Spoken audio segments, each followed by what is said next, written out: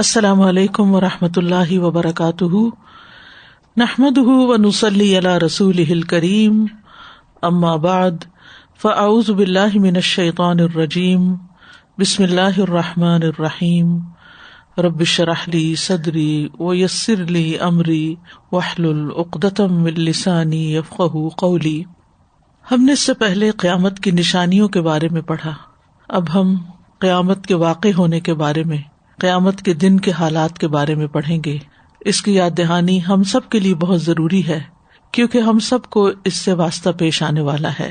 قرآن مجید میں قیامت کے نام سے ایک سورت بھی ہے، سورۃ القیامہ، اور اس سورت میں اللہ سبحانہ وتعالی قیامت کے واقع ہونے پر، قیامت کے دن پر قسم کھاتے ہیں۔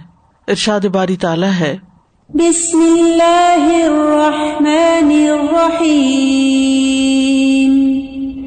لا اقسم بیوم القیامہ ولا اقسم بالنفس اللوامہ، ایحسب الانسان ان لن نجمع عظامہ، بلی قادرین علی ان نسوی بنانہ، بل یرید الانسان لیفجر امامہ، یسأل ایان یوم القیامہ، فإذا برق البصر وخسف القمر وجمع الشمس والقمر، یقول الانسان یومئذ این المفر، کلا لا وزر الی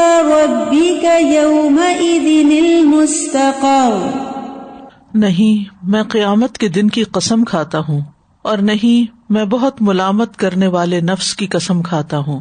کیا انسان گمان کرتا ہے کہ بے شک ہم کبھی اس کی ہڈیاں اکٹھی نہیں کریں گے؟ کیوں نہیں، ہم انہیں اکٹھا کریں گے، اس حال میں کہ ہم قادر ہیں کہ اس کی انگلیوں کے پورے درست کر کے بنا دیں۔ بلکہ انسان چاہتا ہے کہ اپنے آگے آنے والے دنوں میں بھی نافرمانی کرتا رہے۔ وہ پوچھتا ہے اٹھ کھڑے ہونے کا دن کب ہوگا، پھر جب آنکھ پتھرا جائے گی اور چاند گہنا جائے گا اور سورج اور چاند اکٹھے کر دیے جائیں گے، اور انسان اس دن کہے گا کہ بھاگنے کی جگہ کہاں ہے؟ ہرگز نہیں، پناہ کی جگہ کوئی نہیں، اس دن تیرے رب ہی کی طرف جا ٹھہرنا ہے۔ یعنی قیامت کا دن رب کی ملاقات کا دن ہے۔ تو اللہ سبحانہ تعالیٰ نے اس دن کی قسم کھائی ہے، اور قرآن مجید میں مختلف چیزوں پر اللہ تعالیٰ نے قسمیں کھائی ہیں جو اس بات کی علامت ہے کہ ان کے ساتھ کوئی خاص نشانی ہے، کوئی خاص واقعہ منسلک ہے جس کی طرف ہم سب کو توجہ کرنی چاہیے۔ تو ہم دیکھیں گے کہ انسان کا واسطہ اس دن کس صورتحال سے ہوگا، اور کیا کچھ کائنات پر بیت جائے گی، اور انسان کی کیفیت کیا ہوگی۔ جب بے قرار کر دینے والے زلزلے برپا ہوں گے تو انسان پکار اٹھے گا این المفر، کہ میں کہاں بھاگ کر جاؤں۔ قیامت کے دن کی ہولناکیوں کو دیکھ کر انسان حیران و پریشان ہو جائے گا، اور اسے بتایا جائے گا کہ پناہ کی کوئی جگہ نہیں ہے، آج تو رب کے سامنے جا کے کھڑے ہونا ہے، آج تو رب سے ملاقات کا دن ہے، جس نے پیدا کیا، جس نے ساری نعمتیں دی، اور جس نے ہدایت کے لیے پیغمبر بھیجے، اور جس کی طرف واپس لوٹ جانے کا سبق انہوں نے دیا۔ آج اس ملاقات کے لیے جس نے تیاری کی وہی کامیاب ہے، اور جس نے اس دن کی ملاقات کو بھلائے رکھا اس کے لیے ناکامی ہے۔ سب سے پہلی بات جو یاد رکھنے کی ہے وہ یہ کہ یہ دنیا فانی ہے، یہ دنیا ہمیشہ کے لیے نہیں ہے، یہ ختم ہو جانے والی ہے، یہ دنیا آزمائش کا گھر ہے۔ سورۃ الکہف میں اللہ تعالیٰ فرماتے ہیں، انا جعلنا ما علی الارض زینۃ لہا لنبلوہم ایہم احسن عملا وانا لجاعلون ما علیہا صعیدا جرزا۔ جو کچھ زمین پر موجود ہے اسے ہم نے اس کی زینت بنا دیا ہے، یعنی زمین کی خوبصورتی ہے وہ، کیوں؟ تاکہ ہم انہیں آزمائیں کہ ان میں سے اچھے عمل کون کرتا ہے۔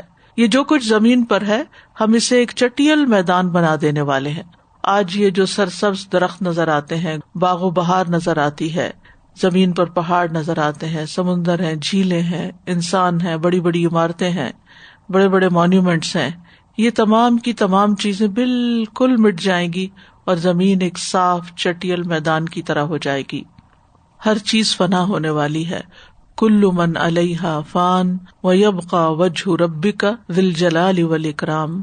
سورۃ القصص میں آتا ہے کل شیء ہالک الا وجہہ لہ الحکم والیہ ترجعون. ہر چیز ہلاک ہونے والی ہے سوائے اس کے چہرے کے، اسی کے لیے حکم ہے اور اسی کی طرف تم لوٹائے جاؤ گے. یعنی فیصلہ بھی اسی کا ہے، واپسی بھی اسی کی طرف ہے.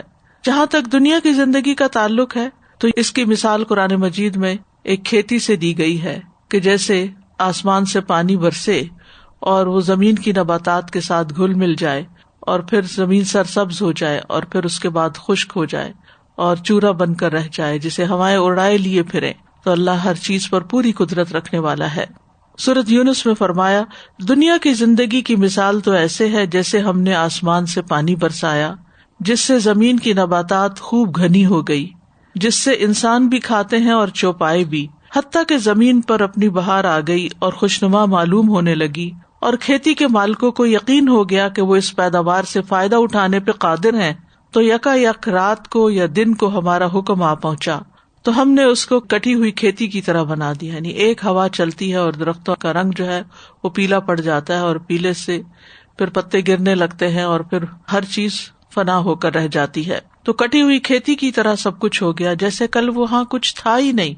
یعنی اس طرح ہر موسم خزاں میں ہم یہ نظارہ دیکھتے ہیں کہ ایک دم سارا سبزہ چلا جاتا ہے اور یوں لگتا ہے جیسے یہاں کبھی کچھ اگا ہی نہ تھا. اسی طرح ہم اپنی آیات ان لوگوں کے لیے تفصیل سے بیان کرتے ہیں کہ وہ غور و فکر کریں. یعنی ان موسموں سے، ان تبدیلیوں سے ہم سب کو سبق لینا چاہیے، عبرت حاصل کرنی چاہیے کہ ایک دن آئے گا کہ جب یہ سب کچھ ختم ہوگا تو پھر دوبارہ یہاں کچھ بھی پیدا نہیں ہوگا. دنیا کی زندگی کو قرآن مجید میں دھوکے کا سامان کہا گیا. وَمَا الْحَيَاةُ الدُّنْيَا إِلَّا مَتَاعُ الْغُرُورِ. اور دنیا کی زندگی تو دھوکے کے سامان کے سوا کچھ نہیں. یعنی انسان اس کے بارے میں بڑی لمبی لمبی امیدیں رکھتا ہے، بہت کچھ بنا کے رکھتا ہے، جوڑ جوڑ کے رکھتا ہے، لیکن ایک وقت آئے گا کہ یہ سب کچھ یہاں سے ختم ہو جائے گا کیونکہ یہ دنیا عارضی ہے اور آخرت ہمیشگی کا گھر ہے، ہمیشہ ہمیشہ رہنے کی جگہ ہے. اس لیے بہت ضروری ہے کہ انسان اس زندگی کی تیاری کرے جو ہمیشہ باقی رہنے والی ہے. علی بن ابی طالب کہتے ہیں کہ دنیا پیٹ پھیر کر جا رہی ہے اور آخرت سامنے آ رہی ہے، اور ان دونوں میں سے ہر ایک کے چاہنے والے ہیں. یعنی کچھ دنیا میں کھبے ہوئے ہیں، دنیا سے محبت رکھتے ہیں اور اسی کے لیے اپنی ساری محنت لگا رہے ہیں، اور کچھ آخرت کے چاہنے والے ہیں. بس تم آخرت کے چاہنے والے بنو، دنیا کے چاہنے والے نہ بنو، کیونکہ آج تو عمل کا موقع ہے اور حساب نہیں ہے، اور کل حساب ہوگا اور عمل کا موقع باقی نہیں رہے گا. فضیل بن ایاز کہتے ہیں اگر دنیا سونے کی ہوتی، گولڈ کی، جس کے لیے فنا ہو جانا ہوتا، اور آخرت مٹی کی ٹھیکریوں کی ہوتی جس کو باقی رہنا ہوتا، تو ہمیں چاہیے کہ اس فنا ہونے والے سونے کی بجائے باقی رہنے والی ٹھیکریوں کو اختیار کر لیں. لیکن اب تو معاملہ بالکل ہی برعکس ہے. دنیا تو ایک ٹھیکری جیسی بھی نہیں ہے، مچھر کے پر برابر بھی نہیں ہے، اور آخرت ہمیشہ باقی رہنے والی ہے. اور اس کے ساتھ ساتھ اگر انسان جنت میں جاتا ہے تو وہ کہیں زیادہ قیمتی ہے. تو اس لیے عقل مند انسان وہی ہے جو باقی رہنے والی کو ترجیح دے، اور اس میں بھی جو قیمتی ہے اس کو. تو اللہ سبحانہ و تعالیٰ نے جب سے یہ دنیا بنائی اس وقت سے اس کے خاتمے کا وقت بھی مقرر کر دیا. جیسے ہر پیدا ہونے والی مخلوق کے خاتمے کا ایک وقت ہے، اسی طرح اس پوری دنیا کے خاتمے کا بھی ایک وقت مقرر ہے. اور جب وہ خاتمہ ہوگا تو قیامت کا آغاز ہو جائے گا. یعنی یہ بساط لپیٹ دی جائے گی اور ایک نئی کھل جائے گی، زمین و آسمان میں تبدیلی آ جائے گی. سورۃ ابراہیم میں آتا ہے یوم تبدل الارض غیر الارض والسماوات وبرزوا للہ الواحد القہار. جس دن یہ زمین اور زمین سے بدل دی جائے گی، یعنی زمین کا نقشہ بدل جائے گا اور سب آسمان بھی، یعنی ان کا بھی رنگ اور حالت تبدیل ہو جائے گی، اور لوگ اللہ کے سامنے پیش ہوں گے جو اکیلا اور بڑا زبردست ہے. تبدیلی ویسے بھی انسان کے اوپر بڑی بھاری ہوتی ہے. آپ دیکھیں کہ جب ایک روشن دن کے بعد اچانک سیاہ بادل آ جائیں، زمین پہ اندھیرا آ جائے تو دل میں گھبراہٹ پیدا ہو جاتی ہے. یا اسی طرح انسان کا گزر کسی ایسی جگہ پر ہو جو پہلے آباد تھی اور پھر ویران ہو جائے تو انسان کے لیے بڑی پریشان کن صورتحال ہوتی ہے. تو یہ دنیا کی آبادی اور رونق اور ترقی یہ سب کچھ ختم ہو کر ایک دن یہ زمین کچھ اور ہو جائے گی, آسمان کچھ اور ہو جائے گا اور ہم اللہ کے سامنے کھڑے ہوں گے. یہ ہولناک تبدیلیاں جو ہیں پوری کائنات میں واقع ہوں گی. وہ دن جس میں یہ تبدیلی شروع ہوگی زمین و آسمان پر بھاری دن ہوگا, یعنی یہ آسان نہیں, یہ بڑا مشکل وقت ہوگا. سورۃ الاعراف میں آتا ہے یسألونک عن الساعۃ ایان مرساها قل انما علمها عند ربی لا یجلیها لوقتها الا هو ثقلت فی السماوات والارض لا تأتیکم الا بغتہ یسألونک کأنک حفی عنها قل انما علمها عند اللہ ولکن اکثر الناس لا یعلمون. وہ آپ سے قیامت کے بارے میں پوچھتے ہیں کہ اس کا قیام کب ہوگا, کہہ دیجئے اس کا علم تو میرے رب ہی کے پاس ہے, اسے اس کے وقت پر اس کے سوا کوئی ظاہر نہیں کرے گا. یعنی اس کا علم نہ کسی مقرب فرشتے کو ہے, نہ کسی نبی کو ہے, نہ کسی جن کو ہے, کسی انسان کو نہیں. وہ صرف اللہ کو پتا ہے کہ کس دن وہ وقت آنا ہے. ہاں, تم اس بارے میں پوچھنے کی بجائے کہ کب آئے گا, یہ دیکھو کہ اس دن پھر ہوگا کیا. وہ دن آسمان و زمین میں بھاری واقع ہوگا, یعنی وہ تبدیلی جو ہے بہت بھاری ہوگی. پھر یہ کہ اچانک ہوگی, اچانک, جس کے لیے انسان پریپیئرڈ نہیں ہوگا. آپ سے پوچھتے ہیں جیسے آپ اس کے بارے میں خوب تحقیق کرنے والے ہیں, کہہ دیجئے اس کا علم تو اللہ ہی کے پاس ہے مگر اکثر لوگ جانتے نہیں ہیں. اس دن کو یوم عظیم بھی کہا گیا کہ یہ بہت بڑا دن ہوگا, یہ عام دنوں کی طرح نہیں ہوگا. الا یظن اولئک انہم مبعوثون لیوم عظیم یوم یقوم الناس لرب العالمین.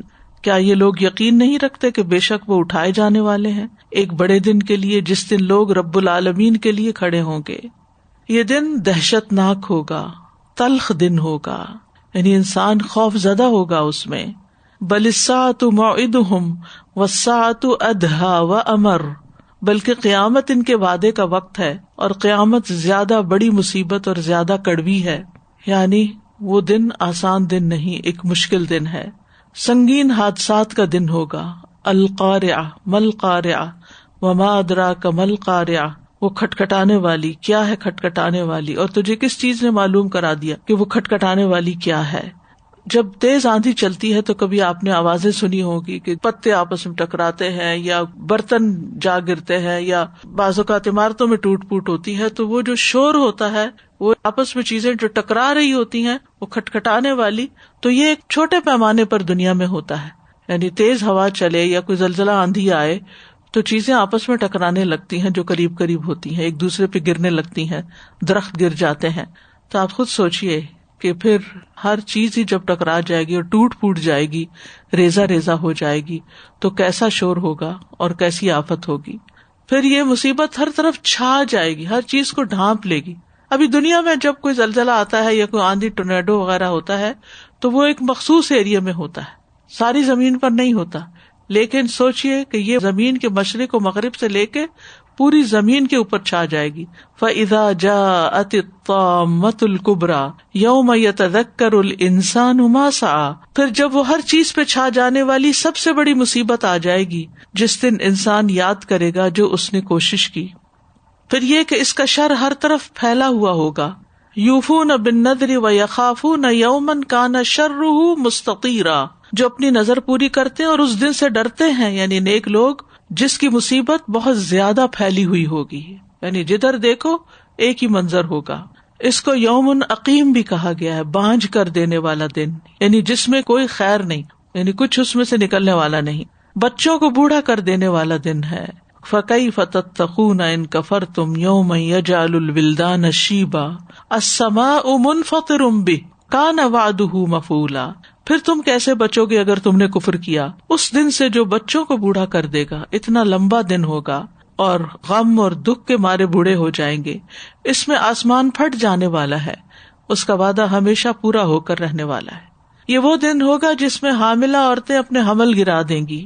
یا ایھا الناس اتقوا ربکم ان زلزلۃ الساعۃ شیء عظیم یوم ترونها تذہل کل مرضعۃ عما ارضعت وتضع کل ذات حمل حملها وتری الناس سکارى وما هم بسکارا ولکن عذاب اللہ شدید. لوگوں اپنے رب سے ڈرتے رہو، بے شک قیامت کا زلزلہ بڑی ہولناک چیز ہے. جس دن تم اسے دیکھو گے ہر دودھ پلانے والی اس سے غافل ہو جائے گی جسے اس نے دودھ پلایا، یعنی ماں اپنے بچے کو بھول جائے گی.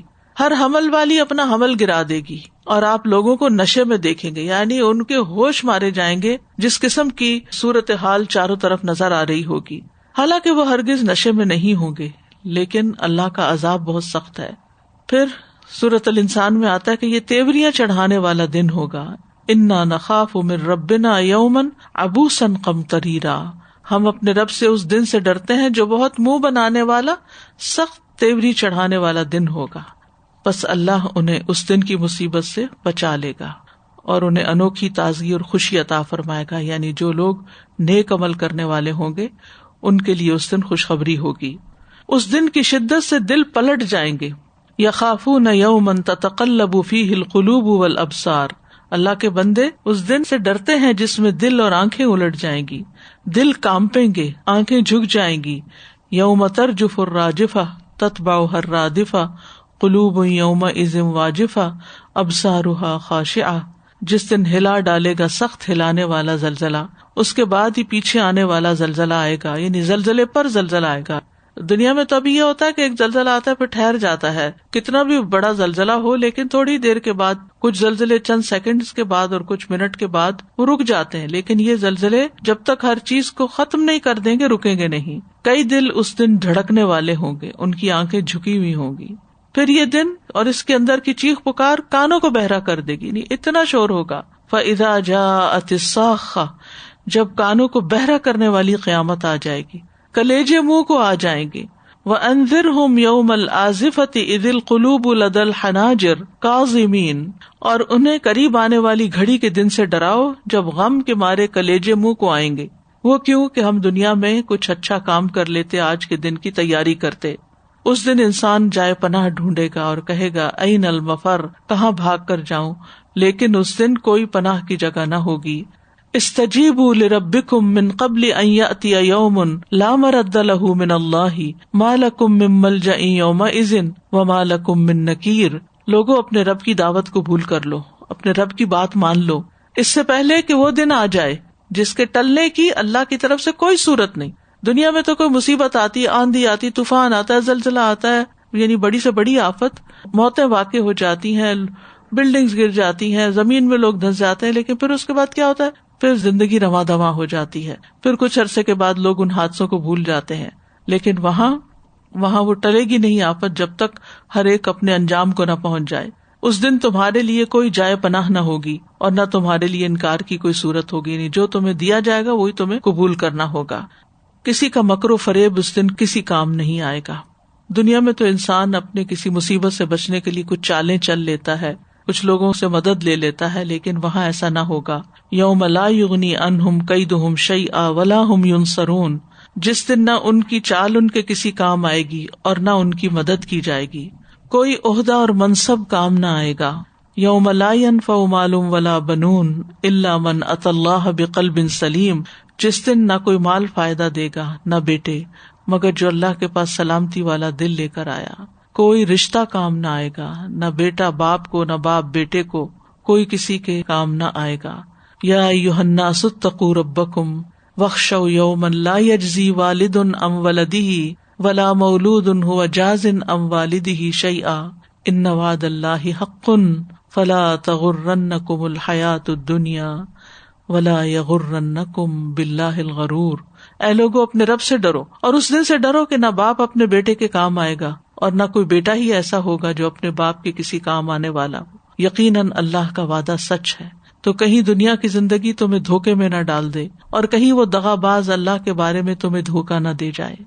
لہذا ہم سب کو اس بات کا احساس ہونا چاہیے کہ وہ دن ایسا دن ہے کہ جس دن انسان کو بس اس کے اپنے ہی عمل کام آئیں گے اور وہی فائدہ ہوگا جو اس نے اپنے لیے کمایا.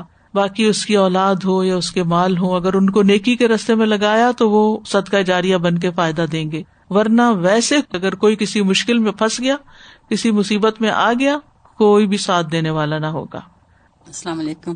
میں کہتی آج کل جو حالات ہیں اس کو سمجھنے میں بہت آسانی ہے کہ ساری دنیا میں ایک ساتھ اللہ تعالیٰ نے جو بھیج دی وبا، اور جب کوئی بیمار ہو جائے ہاسپٹل جاتے ہیں تو کوئی ان کے ساتھ نہیں جا سکتا، وہ اکیلے ہوتے ہیں. تو اس بات کو اچھی طرح سے سمجھ آ سکتی ہے. یہ وبا کوئی ایسی دل دہلا دینے والی اس طرح نہیں ہے کہ کوئی سامنے سے مصیبت آ رہی ہو، لیکن ایک غیر محسوس اور خاموش مصیبت ہے، یہ چھپی ہوئی، پتہ بھی نہیں چلتا، اور اس کا نتیجہ یہ کہ انسان بالکل تنہا رہ جاتا ہے، کہ کوئی بھی ساتھ نہیں دیتا. اور یہ ہمارے سامنے لوگ جو مر کے جاتے ہیں قبروں میں اکیلے، کوئی بھی ساتھ نہیں ہوتا، اندھیری راتیں اور ورنوں مٹی کے نیچے دبے ہوئے ہوتے ہیں. ہمارے لیے پتہ نہیں کتنے دن اس زمین کے اوپر ہے. تو جو لوگ اوپر رہ کے کچھ کر لیتے ہیں وہ اندر جا کے بھی پھر خوشحال ہوتے ہیں، لیکن جو اوپر رہ کے اللہ کو بھولے رہے اور اس دن کو بھولے رہے اور اس کی تیاری نہ کریں. تیاری کرنے کا مطلب ایک تو یہ کہ نیک عمل کریں، اور ایک یہ کہ نیک عمل اللہ کی رضا کے لیے کریں، یعنی کہ اس دن کی تیاری کے لیے کریں. استاذہ جو بھی آپ نے حدیث بیان فرمائی، آخرت ٹھیکری کی طرح سے بھی ہو تو اس کو بھی لے لیں، لیکن دنیا میں تو ہم بالکل الٹ دیکھتے ہیں استاذہ جی، جو جلدی ملنے والی چیز ہے اسی کے لیے جاتے ہیں. ٹھیکری برابر بھی ہو تو لے لیتے ہیں وہ، جی بالکل، کہ شارٹ ٹرم میں جو چیز جس کا فائدہ زیادہ جلدی نظر آ رہا ہو اس کو ہم جلدی سے گراب کرتے ہیں. استاذہ مجھے یہ ہو رہا ہے کہ نیک عمل تو کر رہے ہیں، لیکن سب سے بڑی فکر کی بات یہ کہ اسے ضائع نہ کر دیں. ضائع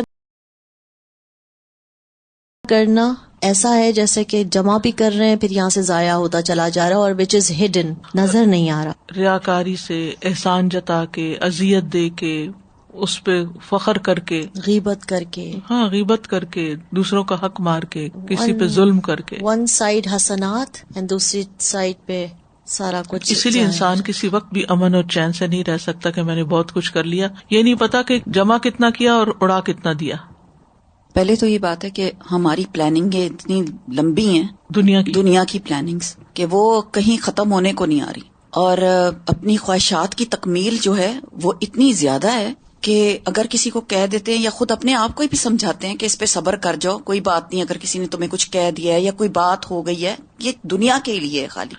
اور دوسرا یہ کہ دنیا کا سامان جو ہے اس میں ہم کسی حد پہ نہیں رکتے کہ یہ اتنا ہمارے لیے کافی ہے کہ اس پہ قناعت کر جائیں، مزید بنانے پہ دوڑ پڑتے ہیں، پھر اس کو مزید بڑھانے پہ، مزید بڑھانے پہ. تو آخرت کے لیے پھر کچھ بچتا ہی نہیں، نہ وقت بچتا نہ مال بچتا ہے. قیامت کے دن مزید کیا تبدیلیاں ہوں گی، کیونکہ پیچھے ہم نے پڑھا کہ ساری کائنات اس سے متاثر ہوگی، نظام فلکی میں تغیرات واقع ہوں گے. آسمان کی حالت کے بارے میں آتا ہے کہ آسمان لرزے گا، یوم تمور السماء مورا، آسمان کا رنگ بدل جائے گا. فَإِذَا انشَقَّتِ السَّمَاءُ فَكَانَتْ وَرْدَةً كَالدِّهَانِ، جب آسمان پھٹے گا تو سرخ چمڑے کی طرح گلابی ہو جائے گا. سورۃ انفطار میں آتا ہے اذا السماء انفطرت، جب آسمان پھٹ جائے گا. الفرقان میں آتا ہے وَيَوْمَ تَشَقَّقُ السَّمَاءُ بِالْغَمَامِ وَنُزِّلَ الْمَلَائِكَةُ تَنزِيلًا، جس دن آسمان بادل کے ساتھ پھٹ جائے گا اور فرشتے اتارے جائیں گے، لگاتار اتارا جانا. آسمان دروازے دروازے ہو جائے گا. سورۃ النبا میں آتا ہے وَفُتِحَتِ السَّمَاءُ فَكَانَتْ أَبْوَابًا، اور آسمان کھولا جائے گا تو وہ دروازے دروازے ہو جائے گا. آسمان کی کھال اتار دی جائے گی. وَإِذَا السَّمَاءُ كُشِطَتْ، آسمان پگھلے ہوئے تانبے کی طرح ہو جائے گا. یوم تکون السماء کالمہل، آسمان میں دھواں ہوگا. فارتقب یوم تأتی السماء بدخان مبین، انتظار کرو جس دن آسمان ظاہر دھواں لائے گا، آسمان سے آگ برسے گی. رسول اللہ صلی اللہ علیہ وسلم نے فرمایا قیامت کے دن جب لوگوں کو اٹھایا جائے گا تو آسمان گویا ان پہ آگ برسا رہا ہوگا، کیونکہ سورج بھی بہت قریب آ جائے گا اور شدید ہولناک منظر ہوگا.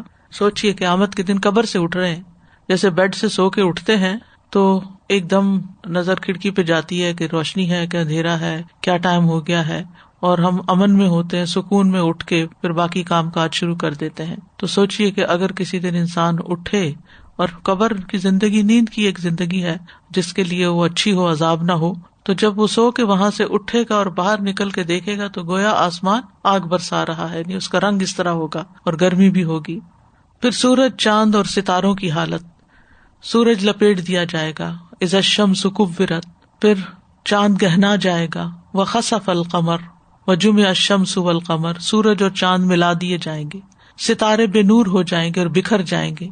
فاذا النجوم طمست واذا الکواکب انتثرت، ستارے بکھر کر گر پڑیں گے، یعنی ہر چیز کے اندر ایک تلاطم برپا ہو جائے گا. پھر زمین میں تبدیلیاں آ جائیں گی، زمین کسی اور زمین سے تبدیل کر دی جائے گی، زمین کے اندر جو کچھ ہے وہ نکالے گی باہر، چاہے انسان ہے مرے ہوئے، چاہے سونا چاندی، کچھ بھی جو دفن ہوگا سب نکال باہر کرے گی. وَأَلْقَتْ مَا فِيهَا وَتَخَلَّتْ، جو کچھ اس میں ہے اسے باہر پھینک دے گی اور خالی ہو جائے گی. اللہ کے ڈر سے زمین کانپنا شروع کر دے گی.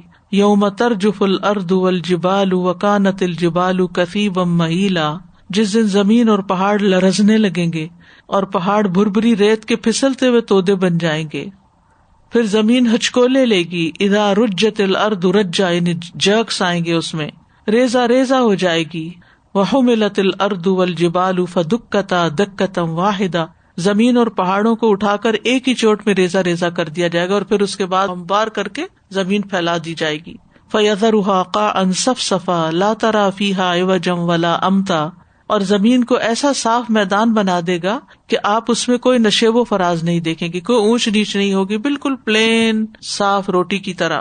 زمین اپنے خزانے باہر نکال دے گی، بوجھ اپنے نکال دے گی. اذا زلزلت الارض زلزالها واخرجت الارض اثقالها، زمین اپنے اندر کے سارے بوجھ نکال باہر کرے گی. پھر پہاڑوں کی کیا حالت ہوگی؟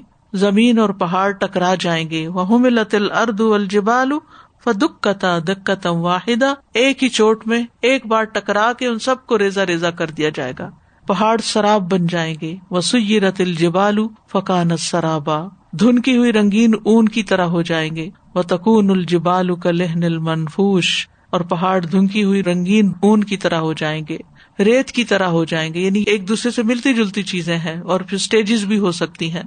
یوم ترجف الارض والجبال وکانت الجبال کثیبا مہیلا، جس دن زمین اور پہاڑ کانپیں گے اور پہاڑ گرائی ہوئی ریت کے ٹیلے ہو جائیں گے، یعنی چھوٹے چھوٹے ٹیلے، اور پھر وہ بھی اڑ کے سارے صاف ہو کے زمین برابر ہو جائے گی، غبار بن جائیں گے. وبست الجبال بسا فکانت ہباء منبثا، پہاڑ ریزہ ریزہ کر دیے جائیں گے، خوب ریزہ ریزہ کیا جانا، پس وہ پھیلا ہوا غبار بن جائیں گے.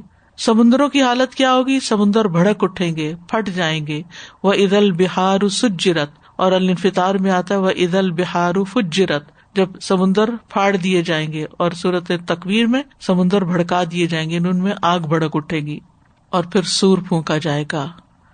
یعنی آخرت پر ایمان لانے میں جو چیز ہمیں بتائی گئی ہے وہ یہ کہ جتنے بھی انسان دنیا میں زندہ ہوں گے وہ پہلا سور پھونکنے پر بے ہوش ہو کر گر جائیں گے، مر جائیں گے.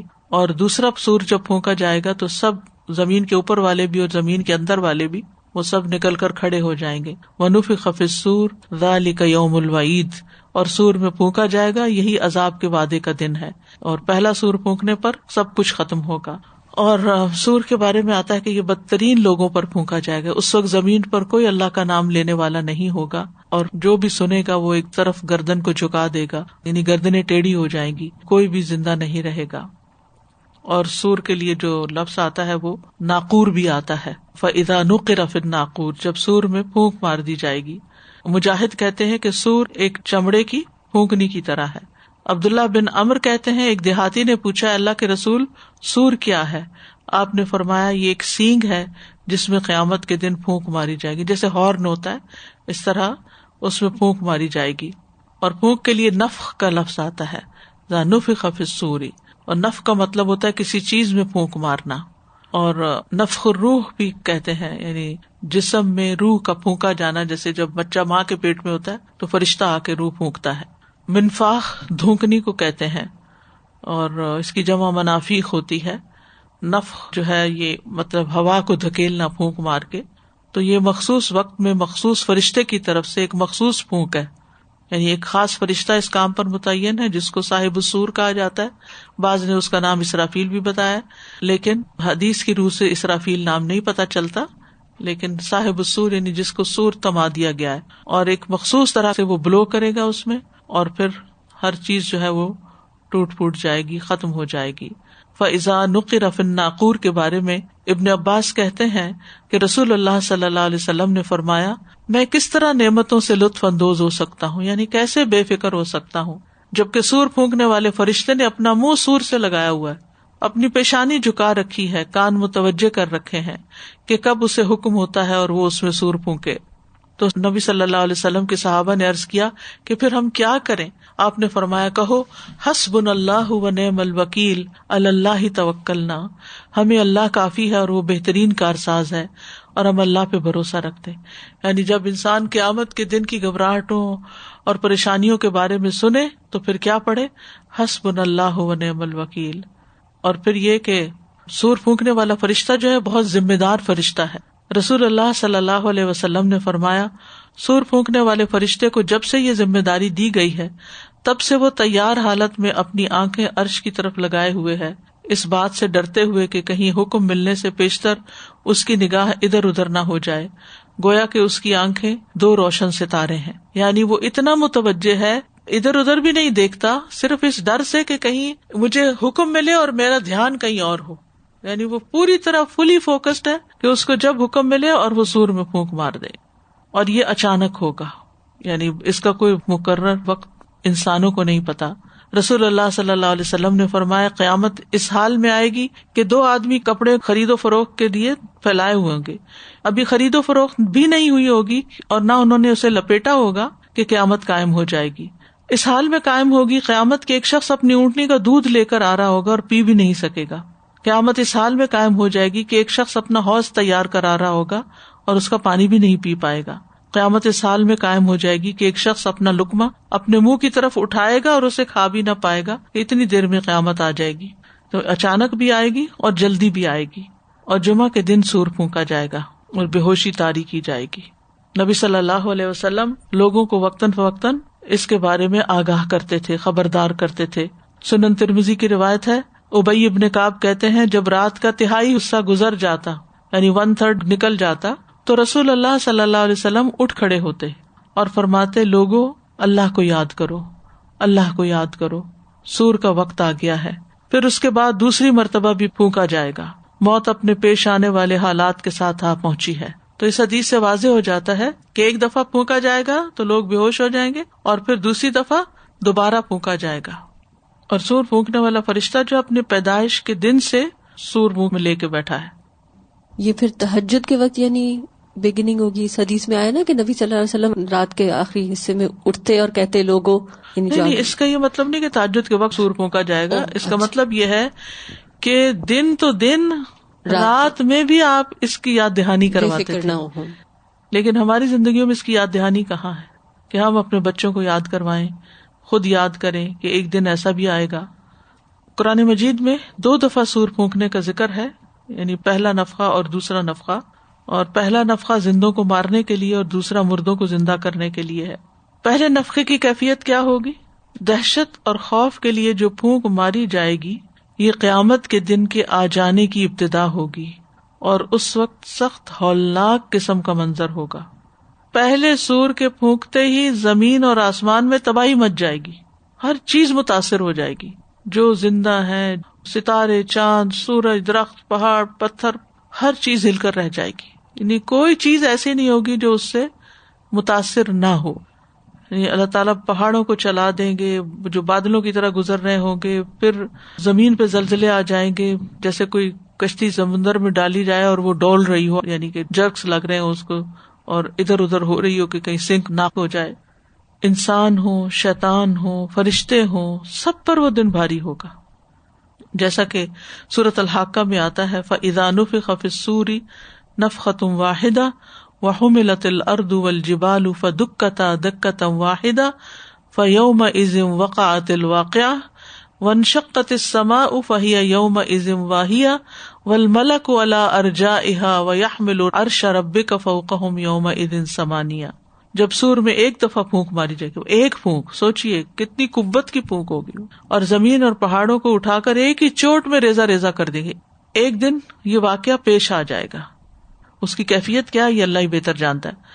اور آسمان پھٹ جائے گا اور اس کی بندش ڈھیلی پڑ جائے گی، فرشتے اس کے کناروں پر ہوں گے اور 8 فرشتے آپ کے رب کا عرش اپنے اوپر اٹھائے ہوئے ہوں گے. اور پھر چیخ بھی ہوگی، ما ينظرون الا صيحة واحدة تأخذهم وهم يخصمون فلا يستطيعون توصية ولا الى اهلهم يرجعون ونفخ في الصور فاذا هم من الاجداث الى ربهم ينسلون وہ انتظار نہیں کر رہے مگر ایک چیخ کا جو انہیں پکڑ لے گی جبکہ وہ جھگڑ رہے ہوں گے. یعنی یہ زندوں کا حال ہے. پھر وہ کسی وصیت کی طاقت نہیں رکھیں گے، نہ اپنے گھر والوں کی طرف واپس لوٹیں گے. اور پھر دوبارہ سور پھونکا جائے گا تو کیا ہوگا؟ اچانک وہ اپنی قبروں سے نکل کر تیزی سے دوڑ رہے ہوں گے. اور سورۃ صاد میں آتا ہے کہ جو سور ہوگا یہ بغیر وقفے کے پھونکا جائے گا، یعنی ایک ہی بلو ہوگی، چاہے لمبی جتنی بھی ہو. ما لہا من فواق کا لفظ آتا ہے کہ اس میں کوئی وقفہ نہیں ہوگا. لوگ آپس میں اپنے حسب نسب بھول جائیں گے، کوئی کسی کو پوچھے گا نہیں. فلا انصاب بینہم، کوئی رشتہ باقی نہیں رہے گا. آواز اتنی شدید ہوگی کہ لوگ سنتے ہی ہلاک ہو جائیں گے، اور ساری بادشاہت صرف اللہ رب العالمین کے لیے ہوگی. جب پہلا نفخہ ہو جائے گا اور ہر چیز ختم ہو جائے گی، ہر چیز کوائٹ ہو جائے گی، فرشتے بھی اور انسان بھی. وَيَبْقَى وَجْهُ رَبِّكَ ذُو الْجَلَالِ وَالْإِكْرَامِ، بس اللہ کی ذات باقی رہے گی. تو اس وقت اللہ تعالیٰ پکاریں گے کہ دنیا کے جبار کہاں ہیں.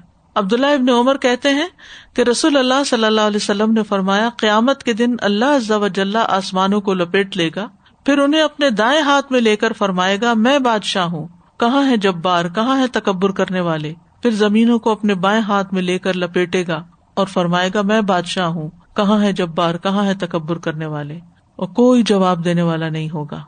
تو اللہ تعالیٰ خود ہی فرمائیں گے، للہ الواحد القہار. اب یہ دو سوروں کے درمیان کتنا فاصلہ ہوگا؟ 40 کا لفظ آتا ہے. ابو ہریرہ کہتے ہیں رسول اللہ صلی اللہ علیہ وسلم نے فرمایا 2 سور پھونکے جانے کے درمیان 40 فاصلہ ہوگا. ابو ہریرہ سے پوچھا گیا کیا 40 دن؟ وہ کہنے لگے مجھے نہیں معلوم. پوچھا گیا 40 مہینے؟ کہا مجھے نہیں معلوم. پھر پوچھا گیا 40 سال؟ کہا مجھے نہیں معلوم. یعنی یہ نبی صلی اللہ علیہ وسلم نے بھی نہیں بتایا، اور پھر ابو ہریرہ نے بھی آگے کسی کو نہیں بتایا. استغفر اللہ. یہ اللہ کی شان ہے نا، صرف اللہ کی ذات باقی رہے گی اور کوئی باقی نہیں رہے گا. اسی لیے وہ الحی ہے، القیوم، کہ جو ہمیشہ سے زندہ ہے اور ہمیشہ زندہ رہے گا. لا تأخذہ سنۃ ولا نوم، اس کو تو نیند اور اونگ بھی نہیں آتی. تو دوسرا سور جو ہے یہ لوگوں کو جمع کرنے کے لیے پھونکا جائے گا. وَتَرَكْنَا بَعْدَهُمْ يَوْمَئِذٍ يَمُوجُ فِي بَعْضٍ وَنُفِخَ فِي الصُّورِ فَجَمَعْنَاهُمْ جَمْعًا. اور اس دن ہم ان کے بعض کو چھوڑ دیں گے، وہ ایک دوسرے سے گتھم گتھا ہوں گے، اور سور میں پھونکا جائے گا تو ہم ان کو جمع کر لیں گے، پوری طرح جمع کرنا. کوئی ایک انسان بھی کہیں نہیں چھپ سکے گا. وَنُفِخَ فِي الصُّورِ فَإِذَا هُم مِّنَ الْأَجْدَاثِ إِلَىٰ رَبِّهِمْ يَنسِلُونَ. سب اپنے رب کی طرف تیزی سے دوڑ رہے ہوں گے. سورۃ طٰہٰ میں آتا ہے یوم ينفخ فی الصور ونحشر المجرمین یومئذ زرقا. جس دن سور میں پھونکا جائے گا اور ہم مجرموں کو اس دن اس حال میں اکٹھا کریں گے کہ نیلی آنکھوں والے ہوں گے. ایک ڈانٹ سے سب کو دوبارہ اٹھا دیا جائے گا. وَإِنَّمَا هِيَ زَجْرَةٌ وَاحِدَةٌ فَإِذَا هُمْ بِالسَّاهِرَةِ وَقَالُوا يَا وَيْلَنَا هَذَا يَوْمُ الدِّينِ. سورۃ صافات میں آتا ہے فَإِنَّمَا هِيَ زَجْرَةٌ وَاحِدَةٌ فَإِذَا هُمْ يَنظُرُونَ وَقَالُوا يَا وَيْلَنَا هَذَا يَوْمُ الدِّينِ. اور سورۃ النازعات میں دوسری طرح آتا ہے وہ ایک ہی ڈانٹ ہوگی تو یکایک وہ دیکھ رہے ہوں گے اور کہیں گے ہائے ہماری بربادی، یہ تو جزا کا دن ہے. لوگ گروہ در گروہ اٹھیں گے، زمین کی تہوں کے اندر لوگ مر کے دفن ہیں، اور لیئرز پہ لیئرز ہیں لوگوں کی اور برباد شدہ بستیوں کی جو زمین کے اندر دھس گئی، اور پھر اس کے اوپر ایک اور آبادی آئی، پھر اس پہ عذاب آیا، پھر اس کے اوپر ایک اور آبادی آئی. تو معلوم نہیں زمین نے اپنے اندر کیسے کیسے راز چھپائے ہوئے ہیں، اور جب ایک ہی چیخ آئے گی سب بھی اٹھ جائیں گے گروہ در گروہ. یوم ينفخ فی الصور فتأتون افواجا. جس دن سور میں پھونکا جائے گا تو تم فوج در فوج آؤ گے. دوسری بار سور پھونکنے سے پہلے بارش بھی ہوگی. عبداللہ ابن عمر کہتے ہیں میں نے رسول اللہ صلی اللہ علیہ وسلم کو فرماتے ہوئے سنا، پہلی بار سور پھونکنے کے بعد لوگ بے ہوش ہو جائیں گے، پھر اللہ ایک بارش نازل فرمائے گا جو ایک پھوار کی طرح ہوگی یا سائے کی طرح ہوگی. شک کرنے والے نعمان بن سالم ہے کہ یہ پھوار ہے یا سایہ ہے. اس سے انسانوں کے جسم اگائیں گی. پھر سور میں دوسری بار پھونک ماری جائے گی تو سب لوگ کھڑے ہوئے دیکھ رہے ہوں گے، یعنی ایک دم اٹھ جائیں گے. یعنی وہ جو بیچ کا 40 کا عرصہ ہے اس میں کچھ تبدیلیاں آ رہی ہوگی، جس میں سے ایک بارش آئے گی، وہ بارش لوگوں کے جسموں تک پہنچ جائے گی اور لوگ جیسے اگائیں گے زمین سے، جیسے پودے اگتے ہیں. قرآن مجید میں بہت دفعہ یہ مثال بیان کی گئی ہے کہ قیامت کے دن لوگوں کا اٹھنا زمین سے کھیت کے اگنے کی طرح ہے. انسان اپنی ریڑھ کی ہڈی سے دوبارہ اٹھایا جائے گا. حدیث میں آتا ہے انسان کا ہر حصہ گل جائے گا سوائے ریڑھ کی ہڈی کے، اور اس سے قیامت کے دن تمام مخلوق دوبارہ بنائی جائے گی، یعنی وہ بیج کی طرح ہے جس سے دوبارہ پورا جسم بن جائے گا. سب سے پہلے ہوش میں آنے والے رسول اللہ صلی اللہ علیہ وسلم نے فرمایا دوسری بار سور پھونکنے کے بعد سب سے پہلے سر اٹھانے والوں میں سے میں ہوں گا، یعنی نبی صلی اللہ علیہ وسلم سب سے پہلے اٹھیں گے. میں دیکھوں گا کہ موسیٰ اس وقت عرش سے لگے کھڑے ہوں گے. میں نہیں جانتا کہ وہ پہلے ہی اس طرح ہوں گے یا سور پھونکے جانے کے بعد ہوش میں آ گئے ہوں گے. سب سے پہلے نبی صلی اللہ علیہ وسلم کی قبر شق ہوگی. نبی صلی اللہ علیہ وسلم نے فرمایا قیامت کے دن میں ہی تمام اولاد آدم کا سردار ہوں گا. سب سے پہلے زمین مجھ سے ہی شق ہوگی، یعنی آپ کی قبر سب سے پہلے کھلے گی اور پھر اس کے بعد باقی لوگوں کی کھلیں گی اور لوگ اللہ رب العالمین کے حضور کھڑے ہو جائیں گے. تو یہ ہے قیامت کے دن کا وہ نقشہ جو قرآن میں بیان کیا گیا ہے. یہ باتیں ہم نے قرآن کی تعلیم کے دوران بھی پڑھی، احادیث میں پڑھی، عقیدے میں پڑھی، بہت دفعہ ہم پڑھ چکے ہیں. ان سب کو ایک جگہ اکٹھا کر کے اس وقت بیان کرنے کا مقصد کیا ہے کہ ہم اپنا سفر دیکھیں کہ ہم کہاں ہوں گے. یہ سب کچھ کیا دیکھنے کے لیے ہم تیار ہیں؟ اس دن کی ہم نے تیاری کر رکھی ہے یا نہیں؟ اس دن کا غم ہے یا نہیں؟ اس دن کی فکر ہے یا نہیں؟ جب بالکل تنہا ہوں گے اور اکیلے چھوڑ دیے جائیں گے اور ہر ایک کو اپنے اپنی فکر پڑی ہوئی ہوگی. تو اللہ سبحانہ تعالیٰ ہمیں اس کی تیاری کرنے کی توفیق عطا فرمائے. اصل مقصد یہ ہے ریمائنڈر کا، یاد دہانی کا. استاذہ جیسے بھی آپ نے فرمایا نا کہ بچوں کو بتانا چاہیے، تو استاذہ مجھے یاد ہے جب ہم چھوٹے تھے ہمیں بہت زیادہ ایک ایک بات پہ، جیسے بچے اگر کسی چیز کے لیے بھی لڑ رہے ہیں تو ضرور یہ کہا جاتا تھا کہ سب کچھ اتھے ہی رہ جانا ہے. اور ایک لفظ بہت زیادہ بزرگ خواتین بولتی تھی، رہے گا اللہ دا نا، کہ اللہ کا نام رہے گا. تو اب جو ہے میں دیکھتی ہوں کہ ہم لوگ اب مائیں یہ جملے کہاں بولتی ہیں. تربیت میں آخرت کی یاد بہت بڑا کردار ادا کرتی ہے. ہم ان کو ان کی دنیا سے ڈراتے رہتے ہیں، تم پڑھو گے نہیں تو تمہاری نوکری نہیں ہوگی، تو تمہاری شادی نہیں ہوگی، تو تمہارا کیا بنے گا. اور ہمارا حقیقی غم بھی بچوں کی دنیا ہی ہے، ان کی آخرت کیا ہوگی وہ ہمارا غم نہیں ہے. جبکہ ہمیں یہ غم لگانے کی ضرورت ہے کہ یہ اگر نماز نہیں پڑھتے یا حجاب نہیں کرتے یا دین کے شرائع پہ عمل نہیں کرتے تو ان کی آخرت کا بنے گا کیا. اس چیز کی فکر لگنی چاہیے ہم کو کہ بچے وہ نہیں کرتے، پوچھتے نہیں ہیں یا یہ وہ نا. تو اس میں مجھے لگ رہا تھا کہ بجائے اپنی ذات کو انوالو کرنے کے اگر ہم یہی تربیت ان کی آخرت کے حوالے سے پوچھنے میں لگ جائیں گے. جی یہی مجھے جب ہم بچوں کے اندر آخرت کی فکر ڈالیں گے تو وہ اللہ کی خاطر آپ کا بھی خیال رکھیں گے. ایگزیکٹلی مجھے یہی لگتا ہے کہ یہاں بھی ہم جو ہے نا پیچھے رہ جاتے ہیں، یہاں بھی ہم اپنا ہی ہم اور غم اور اپنے ہی وہ احسانات جتانے بیٹھ جاتے ہیں. تو اس وقت بھی ان کو بتانا چاہیے کہ یہ آخرت کی، یعنی کسی کے بھی حال، کسی کے بھی اعمال درست نہیں ہو سکتے جب تک کہ وہ آخرت پر صرف یقین ہی نہ رکھے بلکہ اس کو عملی زندگی میں اس کا حصہ نہ شمار کرے اور اس کی خاطر نیک کام نہ کرے. مجھے خیال آ رہا تھا کہ اللہ سبحانہ تعالیٰ کی کتنی حکمت ہے. اللہ تعالیٰ کے کلام میں، قرآن کریم میں یہ ذکر قیامت کے دن کا اتنا پھیلا کے ڈسپرس کر دیا گیا، اور واقعتاً یہ کہ جتنا یہ دہلا دینے والا منظر ہے ان الفاظ سے بھی، کہ اگر ہم جب یہ یکجا کرتے ہیں نا تو دل کو کچھ ہونے لگتا ہے، یعنی برداشت کرنا مشکل ہے. تو اللہ تعالیٰ کی حکمت ہے کہ پھیلا دیا گیا ہے کہ ہم بار بار مختلف دنوں میں مختلف حصہ قرآن کا پڑھیں گے اور ہر دفعہ پڑھنے سے کچھ نہ کچھ ڈر ضرور آ جائے گا. ورنہ یہ کہ اتنا اوور پاورنگ ہے کہ ایک جگہ ایک ساتھ اگر ہم یہ سب کچھ امیجن کرنے لگ جائیں تو پتہ نہیں یہاں سے اٹھنا مشکل ہو جائے.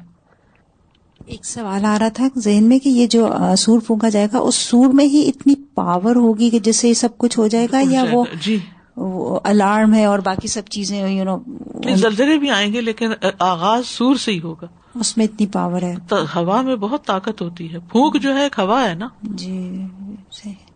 استاذہ سور ایک تو ہوا بھی، اور ہو سکتا ہے کہ ساؤنڈ ویوز اتنی اسٹرانگ ہوں. جی ساؤنڈ ویوز جو ہے وہ ڈسٹروائے کر سکتی ہیں، ہر چیز کو چورا چورا. مخصوص ڈیسیبل کی آواز جو ہے وہ انسانوں کو مار دیتی ہے. بالکل خوفناک بات ہے نا جو لگتی ہے وہ یہ کہ دنیا میں جب کوئی پریشانی آتی ہے تو سب اکٹھے ہو جاتے ہیں، اپنے اختلافات بھول جاتے ہیں، ناراضگیاں بھول جاتے ہیں، بچے ماؤں کو چمٹنے لگتے ہیں، بہن بھائی اکٹھے ہو جاتے ہیں، کوئی وفات ہو جائے، کسی کا حادثہ ہو جائے، کچھ ہو جائے، سارے ایک جگہ آ جاتے ہیں. لیکن اس دن کوئی اکٹھا نہیں ہوگا.